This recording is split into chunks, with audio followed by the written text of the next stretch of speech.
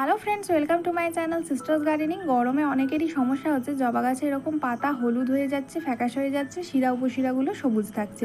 যখনই এরকম কোনো সিমটম দেখবে তখনই বুঝে নিও গাছে কিন্তু ক্লোরোসিস হয়েছে। ক্লোরোসিস মানে গাছ যখন ক্লোরোফিল তৈরি করতে পারে না, আর এই ক্লোরোফিলের সাহায্যেই কিন্তু গাছ খাবার তৈরি করতে পারে। যখনই এরকম কোনো সমস্যা দেখবে তখন কিন্তু তোমরা এই অ্যাগ্রোমিন গোল্ডটাকে ব্যবহার করতে পারো, কারণ এখানে অনেক ধরনের মাইক্রোনিউট্রিয়েন্ট রয়েছে, যেমন zinc, copper, magnesium, boron, molybdenum, iron.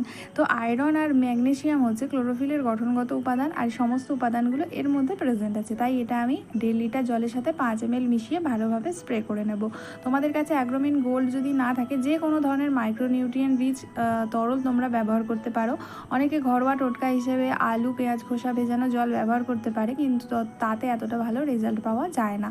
আর তোমরা পারলে এই ধরনের অ্যাগ্রোমিন গোল্ড বা অ্যাগ্রোমিন ম্যাক্স কিন্তু ব্যবহার করতে পারো, এতে কিন্তু ভালো ফল পাওয়া যায়।